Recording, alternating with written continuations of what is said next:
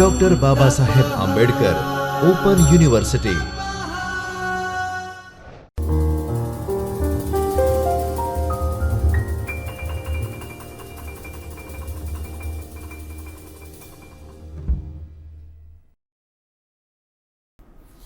Namaskar. Welcome to Dr. Babasaheb Ambedkar Open University online video session.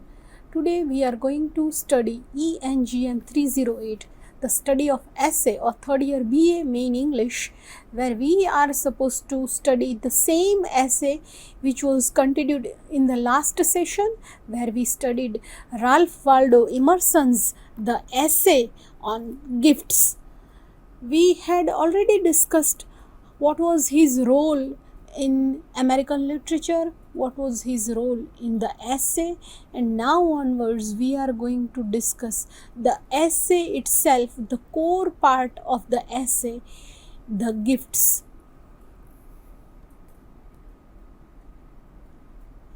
Yes, you can see over here that study of essay ENGM 308, unit number 6 and part 2.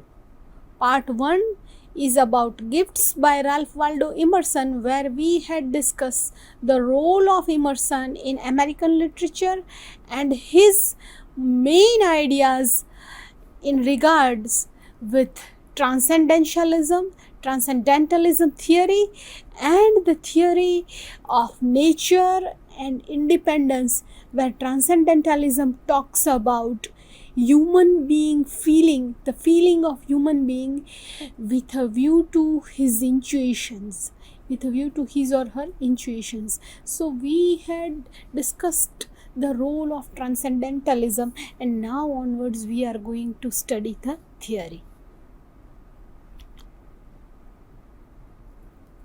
You can see the essay Gifts. The name, the title of the essay is Gifts, which is very much significant because it talks about the ideology, the ideas, what Emerson has felt about presents, about gifts, about giving of gifts and receiving of gifts. That is what he had told over here in this essay.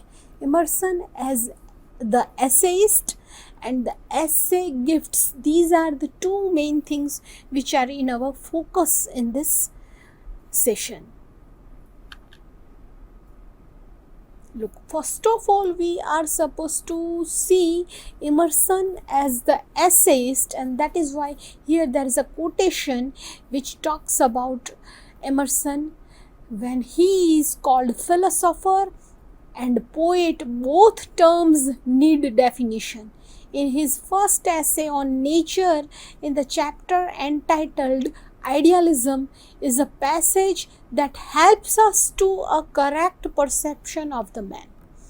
This quotation is given by Underwood, and he means over here that Emerson had given the idealism, he had given the theories in one of his essays about nature, where he had talked about human beings' ideology, human beings' perception with other things. Thus, the argument is about one proposes beauty and another proposes truth. The roles are of poet and philosopher. Underwood means over here that Emerson had played both the roles. He had been known as a binary dual role player in the field of literature, where he had played the role of the philosopher also. When we talked about his essays and his transcendentalism that is reflected from his essays, we can say that he is the philosopher. And when we study his poetry, the nature or the Concord hymn or Brahma, as we discussed previously, all this poetry, they are the representation of beauty and truth both together. Emerson's poetry collection would be highly intriguing. Look, there is a saying, we must limit our discussion to essays in this instance. When you want to talk about his poetry, you need a whole session, you need a deep understanding, and you need to understand each poetry with much more time and proper understanding. Then only you will be in a condition to justify the poetry. One has to give proper weightage to understand the poetry. That's why we are focusing over here the essay only, that is what is said over here, and that we are going to follow. His finest book, Representative Man, the collection of character studies, illusions, and the conduct of life, were taken while he was at his best. So here there is again the mentioning of the book which he had written, and it is of course showing that how he had written this book, his philosophical concept. Previously there is a quotation which is about philosopher and poet both together, and his dual role is reflected in both these things which are mentioned over here, his poetry collection and his book. Poetry collection shows that he is the poet, and the book shows that he is the philosopher. So I think you are clear about this particular thing, the quotation and its understanding. Some of the recurring themes presented in his essays are: before discussing to the essays, you must remember that he is the man of philosophy. He is the philosopher, and as being the philosopher, these are his most important themes which are reflected in his works. Number 1 is nature, number 2 education, 3 morality, 4th power, and one very specific essay that is called gift. Of course, it is about the love, the feeling of love, nature, and human beings' concept regarding nature, love, and the feeling of love, and how the human being independently, individually, how he shows his feeling or intuition, which is naturally the concept of transcendentalism, because transcendentalism deals with feeling and self-reliant element as well as independent nature.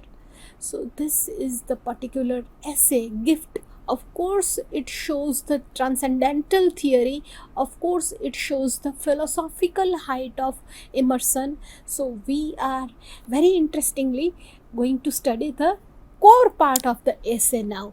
I think you are clear about the essay, the title of the essay, Emerson's theory, Emerson as an essayist, and his transcendentalism, his philosophical ideas, and now we are going to focus on the core part of the essay. Look, the title is written over here, Gift by Emerson. Ralph Waldo Emerson's book Essays, the second series, published in the year 1844, where this particular essay was found. This idea, this line shows that where we had gained the essay gift from which particular book. That's why you need to mention this thing in your answer whenever you are going to study it. Emerson connected the materialistic concept of gift and the abstract concept of love. Look, two things are found over here in this essay. When he talks about the gift, you just imagine the red color wrapper or the sparkling shining wrapper of the gift, which is very well presented on the birthdays of your friends or family members or your relatives, and that red colored or shining gift, how it shows how your love is shown to your family members or your friends when they receive that gift. Are they happy? Do you find smile on her face or his face? Do you find happiness? Are they joyful? And what happens actually when the giver, when the person who gives the gift, The person who receives the gift is of course happy because he is going to get something. And what happens actually with the giver who is going to give the gift? So this giving and taking, giving and receiving of the gift is not a very important thing. According to Emerson, the abstract concept of the idea behind that giving of gift, the love, the feeling, the emotion, that element of emotion is very particularly the transcendental ideology which is discussed by Emerson in his essay here. Giving gift to somebody and receiving gifts from some is common. It's a common thing. But he quoted about gift over here. Look, gifts of one who loved me, it was high time they came. When he ceased to love me, time they stopped for shame. This particular quotation is very much interesting. It is very much fundamental, and it says that there was a high time they came. When the gift is received by the person, he is very happy. The giver is also very enthusiastic. He is delivering the gift to his loved one, but at the same time the things happen topsy-turvy when the time changes in a different time span. When the person stops loving the another person, the gifts remain at the same place, and now they show the most shameful element. Now they represent the embarrassment of that relationship. That is what is Emerson wanted to focus on. He means to say that love is an important factor which binds the two human beings, and gift is merely an outward thing. It is merely the concept. It is merely just a thing that could be received by someone and given by another person. The actual element behind that gift is love, and if it is missing, it becomes very much embarrassing thing for both the persons. Gifts of one who loved me. Again, the quotation is written over here. It is the same quotation which we discussed in the previous slide, but here the quotation is mentioned with a particular purpose. The idea behind that quotation, the ideas of Emerson are mentioned over here in each particular point. Let us see that. The importance of love in human life, as when love is present in the life, gifts do come, but as soon as love disappear, the gifts also ceased, as it's shameful for the giver of the gift. Love plays an important role in giving the gift and receiving the gift, as well as love plays an important role in showing the gift and the sustainability of the gift with the human being, the sustainability of the gift with the receiver. How the receiver feels after the gift is given, after a pretty long time, after some days, after some time span, what actually happens in the mind of the receiver if the love of that person, if he has stopped loving the receiver, and what would be the gift now? What is the role of the gift now? What is the significance of the gift now in that relationship? That is what is the main idea Emerson wanted to show over here. Sometimes selection of the gift is so time taking that one misses the opportunity. It also happens, it is but natural, and when love sustains, presents are part of relationship, but as love disappears, the gifts become an embarrassing thing. That is what Emerson wanted to show over here. Then he had given the ideas of flowers and fruits. They have own significance and they provide fantastic values. Look how Emerson had elaborated his essay, and he had taken the minute things in the essay, gifts, We had never thought about writing an essay on gifts, but how intelligently he mentioned each minute element in the relationship, in the feeling of love, in that abstract concept of love and its collaboration with the feeling of love and its connection with gifts. That is what he had given over here beautifully with various examples. Now he has taken the example of flowers and fruits. They provide fantastic values, and he said flowers represent nature's loftiest and most endearing gifts, and beauty and diversity, they seduce imagination. So it happens that when the flowers, if you have to do one important thing when you are going to study immersion, you must remember that you have to make a habit of looking at images. You have to make a habit of watching the things as they are actually in front of you. You have to visualize his ideology, then only you will be in a condition to understand Emerson, because he is the great philosopher, and whatever his ideology in philosophy could not be understood if you read it and try to study it, but when you visualize it, as he is telling that flowers represent nature's loftiest and endearing gift. So think about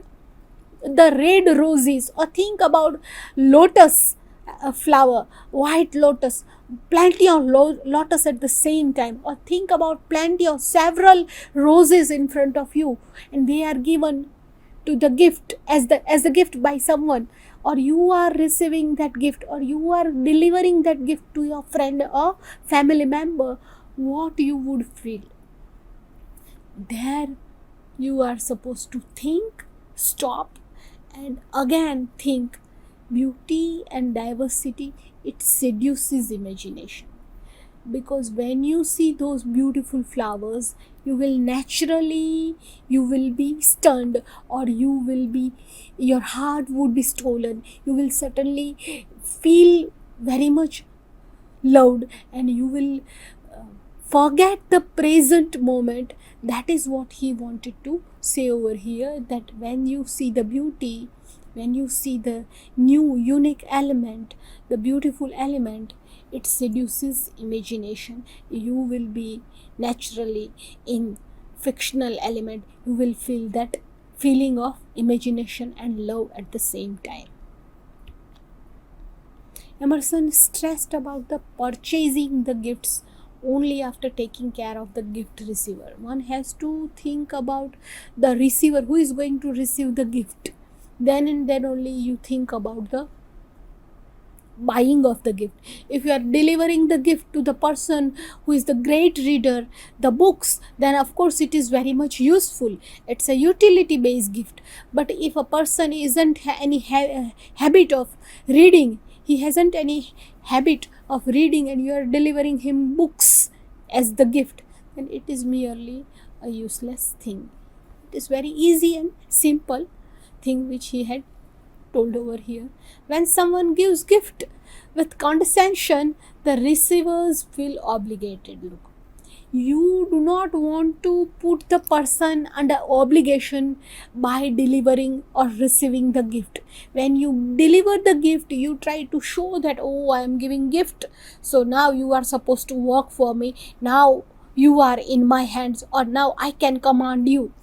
This possession is totally not allowed in receiving or delivering the gift in the matter of love, because he means to say over here that gift is merely the outcome to show the emotion to the person, and when there is a matter of emotion, naturally it should be without self-centered element. It is without any selfishness.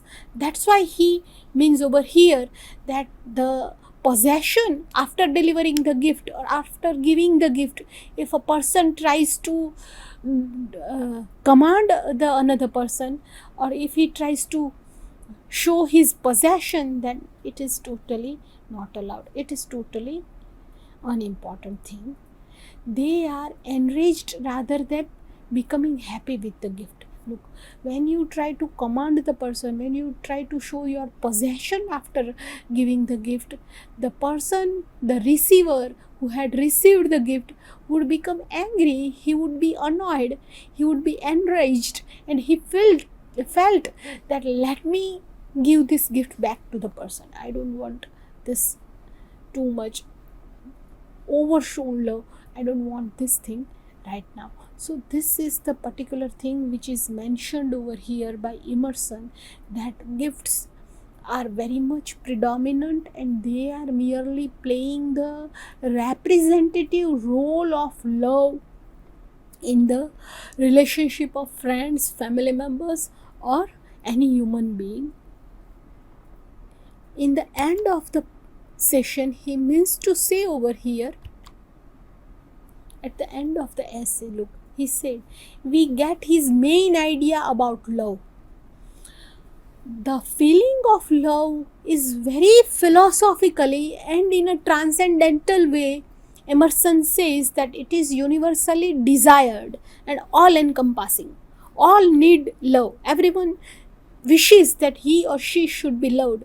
But the majesty of love, which is the genius and God of gifts. If you want to show the love, you cannot do it like Hanumanji, that you can tear your bosom and show that Ram and Sita are in my heart.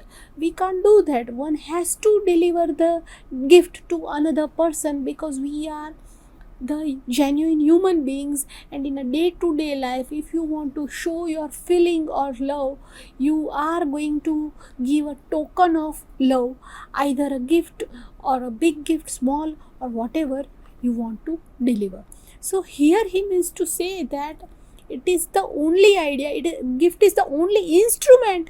It shows or it represents your feeling, and to whom we must not affect to prescribe. Look, when you are going to deliver it, you do not want to show it or try to put emphasis on who you are going to deliver or for which particular purpose you are going to deliver.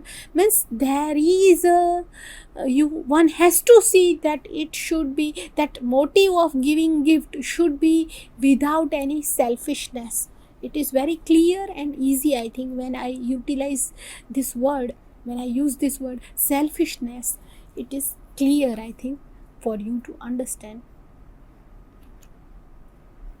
His final quote.